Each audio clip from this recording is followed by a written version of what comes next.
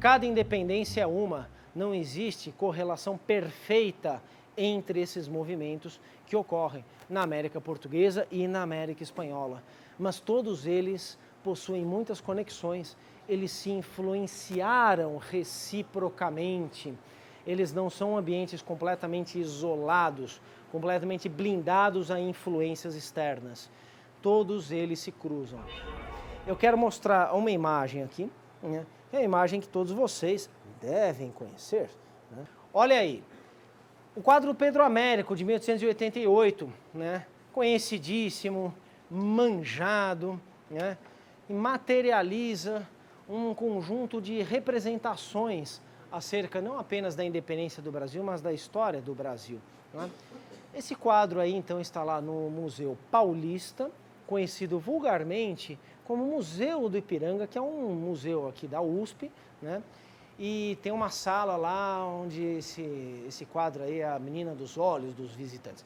Na verdade, é a grande estrela lá da visitação ao Museu Paulista é o quadro do Pedro Américo, esse daí, né? Independência ou Morte. Faz parte desse manancial imagético que está na nossa cabeça, que paira no ar, nas nossas representações acerca da história, nos sentidos que nós damos consciente ou inconscientemente à história. É uma imagem que paira no ar. É uma imagem, então, que não deve ser novidade para ninguém nessa sala. Obviamente que a gente não vai dizer que todo mundo no Brasil conhece essa imagem, mas é uma dessas imagens muito, extremamente conhecidas. Esse é um quadro pensado e realizado para produzir um sentimento, né? Lógico que vocês vão lá, vocês vão analisar, vão criticar aquilo, mas a função desse quadro, ela é muito mais do que embelezar uma sala, ou embelezar, ou, enfim, deleitar os olhos de um espectador. É criar um sentimento de nacionalidade, de adesão à nacionalidade, que nós poderíamos chamar aqui de patriotismo. E aí lá vem, né, os propaladores de grandes novidades, né, e nos dizem que não, impossível que o grito do Ipiranga tenha ocorrido dessa maneira, não é verdade? Olha lá então que cavalos bonitos, e os cavaleiros todos bem vestidos, né? Os dragões da independência, né? Não era nada disso, a época era muito difícil, então, uma reunião de cavalos tão fortes, esbeltos, cavaleiros todos eles aprumados, né? O Dom Pedro, então, no centro da cena, né? Com a sua espada ao alto, gritando independência ou morte, todo mundo concordando na hora, assim, independência ou morte, né? Então tudo bem arrumado, e aí aquelas conversas, não, Dom Pedro estava com um desarranjo intestinal, devia estar montando uma mula, um jegue, e não um cavalo, né? Não, mas não é possível que as coisas tenham sido assim, tão bonitinhas.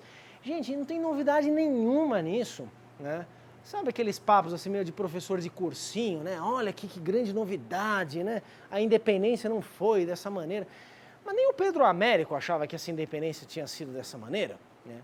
O Pedro Américo pintou um quadro que dignificasse o acontecimento. Temos aí então uma avaliação valorosa de um acontecimento elevado à grandeza de grande acontecimento da história brasileira. Existe inclusive um texto escrito pelo próprio Pedro Américo, onde ele explica os critérios utilizados para a composição dessa imagem. Ele ficaria, enfim, estarrecido se alguém argumentasse ou, enfim, imaginasse que ele estava como que pintando uma fotografia de um evento que nem ele viu. E o fato de ele não ter visto o evento, né, não impossibilita que ele represente o evento. Ele não está querendo fotografar a independência aqui. Ele nunca nem pensou nisso. Agora, obviamente, se ele quer despertar um sentimento de nacionalidade, se ele quer dignificar a independência do Brasil, né, ele não pode colocar aí os dragões todos cabisbaixos, né, e ali atrás de alguma moita, Dom Pedro com as calças abaixadas e agachado fazendo suas necessidades, não é verdade? Né? Mesmo que isso tenha ocorrido, ninguém vai pintar um quadro desses, né, pessoal? Óbvio, né? pelo menos não com a função do quadro do Pedro Américo. É terrível anacronismo, então, imaginar que Pedro Américo estava querendo fotografar a independência e contar a independência do jeito que ela foi. Não, ele quer que nós, olhando para esse quadro, sintamos o nosso coração palpitar, que nós nos percebamos como brasileiros, né? E que nós, então, reverenciemos um grande acontecimento da história do país. É a invenção de um acontecimento? Sem dúvida nenhuma. Mas não é invenção enganosa, é a invenção deliberada do acontecimento. Porque um acontecimento dessa estirpe precisa ser inventado à altura, inventado em uma imagem. Para encerrar, eu devo dizer que a vinda da corte provocou uma série de fissuras no Império Português, como já discutimos anteriormente. A vinda da corte, né, descontenta muitos, atende aos anseios, às expectativas de outros. A vinda da corte não consegue estabelecer a médio e longo prazo concordâncias em relação à política seguida pelo governo de Dom João na América. A situação se agrava a partir de 1814, né? 1814, 1815, com o fim das guerras napoleônicas, portanto, com a extinção do motivo que levara a corte a se transferir para o Brasil. Não obstante, a corte se mantém no Brasil. Porque aí, essa é uma explicação bastante plausível, né? Os principais estadistas da corte, os conselheiros de Dom João, receiam que se a corte voltar para a Europa, o Brasil ficará exprimido por movimentos revolucionários que já estavam ocorrendo na América Espanhola e que ameaçariam a presença, a manutenção do Brasil como parte do Império Português. É uma explicação plausível. De todo modo, a corte só retornará, e parcialmente, em 1821. Por quê? Porque uma revolução eclodida em Portugal em 1820 obriga Dom João a voltar. A Revolução Constitucionalista do Porto, uma revolução que pretende, então, a elaboração de uma Constituição a reger o conjunto da nação portuguesa, incluindo os territórios ultramarinos. Essa é uma novidade, porque uma monarquia absolutista, ela não é regida por uma Constituição.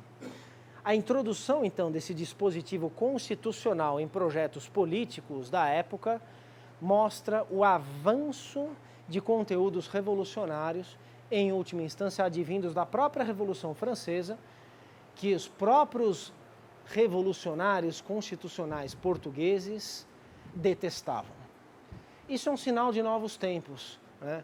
A manutenção de formas tradicionais implica na introdução de dispositivos de inovação.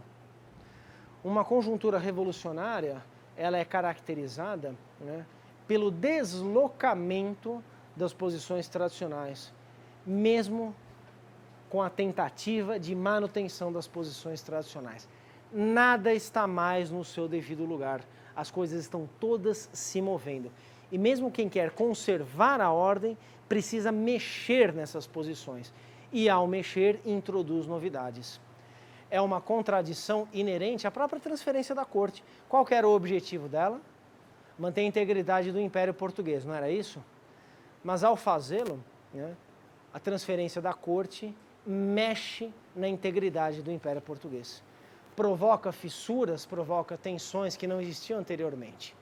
Consegue manter a unidade a curto prazo, mas a médio prazo ela se torna impossível.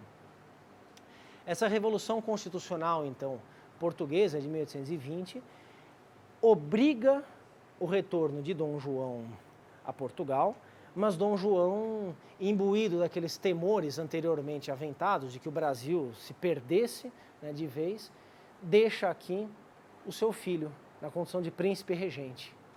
De um governo do Brasil surgirá um Estado do Brasil. Dom Pedro, então, concentra os interesses daqueles que ficaram decepcionados, que estavam perdendo com o retorno do rei a Europa, se fortalece com isso.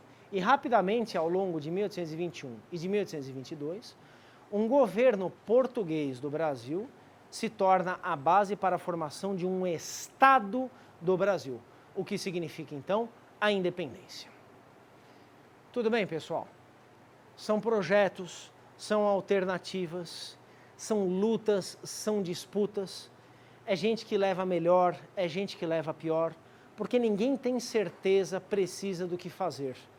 Novamente, um atributo de uma conjuntura revolucionária, né? As certezas, elas são muito transitórias. As pessoas mudam de ideia rapidamente. As pessoas não sabem exatamente onde está o chão em que elas devem pisar. Essa grande movimentação de posições, de projetos e de alternativas se resolverá com o fortalecimento de um projeto, de uma alternativa, o projeto de independência do Brasil, do qual resultará então algo que não estava no script, um Estado e uma nação brasileiros. Tudo bem, pessoal? Sim? Se eu tiver convencido vocês então da importância desse processo, não porque eu o estude, porque embora obviamente a gente procure sempre estudar profissionalmente coisas que são importantes, né? Mas simplesmente, entre aspas, porque os seus resultados foram muito transcendentes. Eles pautaram uma nova história, uma profunda inovação em relação a um ambiente, a estruturas sociais, a uma história anterior. O que não significa, obviamente, que tudo tenha mudado de repente. Muitas coisas permanecem até hoje, lá de trás, mas foram transformadas de algum modo por essa situação revolucionária. A independência do Brasil foi, portanto, um processo revolucionário. Tudo bem, pessoal? Sim? Acho que era isso que eu tinha para dizer. E vocês? Eu queria saber se esse grupo dos neonazistas da Bahia tinha alguma relação com os deputados que foram para Lisboa. Qual a relação, então, dos grupos políticos que na Bahia se opuseram à adesão, né, ao Império do Brasil, com os representantes, os deputados da Bahia, né, escolhidos para ocuparem postos nas cortes de Lisboa, né? Enfim, vocês devem já ter visto isso em outra matéria, né? Geralmente é em História Ibérica, e esses conteúdos são tratados e tudo mais. Faço a conexão aqui. Esse movimento constitucional português, essa Revolução de 1820, iniciada na cidade do Porto, é uma revolução, então, que quer a submissão do rei, não a extinção do poder real, mas a submissão do rei, do seu poder, a uma Constituição. Para a elaboração dessa Constituição, é necessária a reunião de uma Assembleia. Essa Assembleia se chama Cortes, né? As Cortes de Lisboa, serão em Lisboa e não no Porto, devem legislar para a nação portuguesa, ao mesmo tempo em que elaboram uma Constituição para a nação portuguesa, que é um dispositivo revolucionário, mesmo que carregado de uma herança conservadora, que é a manutenção do poder real, só que transformado, né? A nação portuguesa, ela é composta não apenas do Reino de Portugal, mas também do Reino do Brasil e de suas diferentes partes. Para dar certo, então, essa Assembleia Constituinte da nação portuguesa, ela convoca representantes de várias unidades políticas do conjunto da nação portuguesa. No caso do Brasil, não há uma deputação do Brasil, porque o Brasil não é uma unidade política, mas sim deputações de províncias. Província de São Paulo, província de Minas Gerais, província da Bahia, província do Pará, etc, etc, etc. De início, em 1821, com o início desses processos eleitorais de escolha, então, de representantes das províncias do Brasil para essas cortes constituintes de Lisboa, né, o projeto de independência não é um projeto forte, não é um projeto dominante, ele é muito mal esboçado. A ideia das cortes, assim como a ideia dos representantes das províncias que vão trabalhar nas cortes, é de manter a unidade entre Brasil e Portugal, né? É de reconstruir essa unidade. Só que, isso é um dado muito importante, os debates lá na Constituinte de Lisboa acabam por definir antagonismos que não existiam ou que eram muito mal esboçados anteriormente. Assim, deputados de diferentes províncias do Brasil se sentem maltratados, veem que seus interesses não são contemplados por deputados do Reino de Portugal, que tratam esses deputados como deputados do Brasil. Então, o da Bahia passa a se identificar com Minas Gerais, passa a se identificar com o de São Paulo e assim, cria-se uma nova esfera de identificação de um Brasil, pela oposição às medidas dessas cortes de Lisboa. Né? Mas tudo isso é tênue também. Isso não é suficiente para garantir o projeto de independência, mas reforça a possibilidade, então, de que o Brasil seja um só, seja uma unidade. Mas mesmo assim, também não dá para identificar diretamente, né, todos os deputados que foram lá como aqueles que aderiram ao Rio de Janeiro em 1822 ou se colocaram contrários ao Rio de Janeiro em 22. Então tem deputado que aderiu a uma posição, teve deputado que aderiu a outra posição. É novamente esse chão que escapa, essa transitoriedade de formas políticas muito marcante à época. Tudo bem? É uma fase posterior. As coisas se complicam, se complexificam progressivamente, muito rapidamente. E impedem, então, o estabelecimento de posições muito coerentes em se tratando de 3 anos tão cruciais, como 21, 22 e 23. Tá? Há uma grande movimentação de posições aí.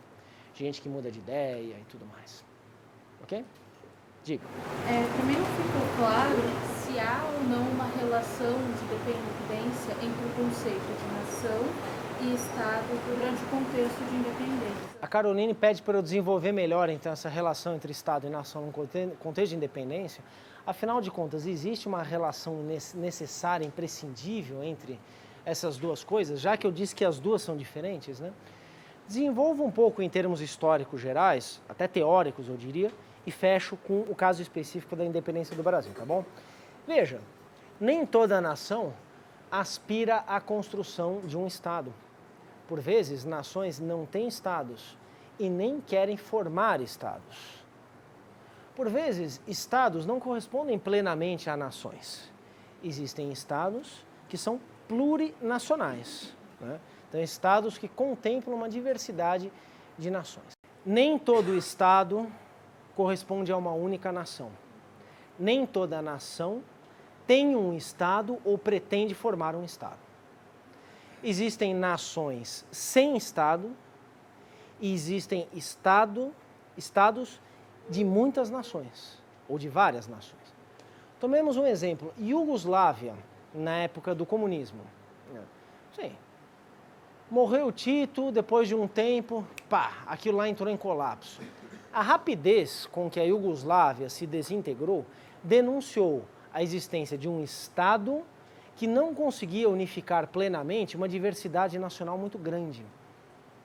Então tinha croata, tinha sérvio, tinha muçulmano que não era nem croata nem sérvio, mas tinha muçulmano que era sérvio, tinha montenegrino, tinha kosovar, que era muçulmano, tinha croata que odiava kosovar, que odiava... Sim.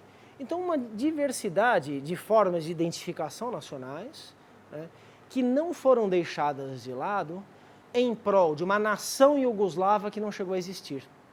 E olha que a Iugoslávia tinha seleção de futebol, tinha bandeira, tinha hino, tinha uma história oficial iugoslava, tinha um poder executivo iugoslavo, né?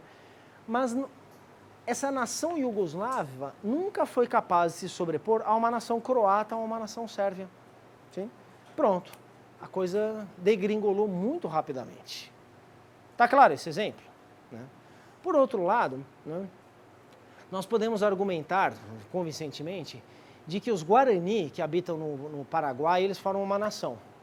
Há uma nação Guarani que fala Guarani, né, e obviamente há paraguaios que falam Guarani e que podem se identificar como parte de uma nação Guarani. A nação paraguaia também existe, porque existe um Estado paraguaio. Mas em determinados momentos, essa nação paraguaia pode ser menos forte do que uma nação Guarani, no sentimento de alguém que um observador de fora carimbaria simplesmente como um paraguaio. Faz sentido isso? Observem o que está acontecendo na Espanha, né? Então, os sabichões de plantão dizem que a Catalunha é uma nação. Ah, não, mas a Catalunha é uma nação, porque os catalães, antes de falarem que são espanhóis, falam que são catalães.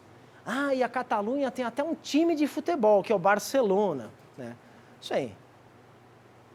Só que tem um outro time de futebol que se chama Espanyol, em catalão, Espanyol. Então, se tem o Barcelona, tem também o Espanyol.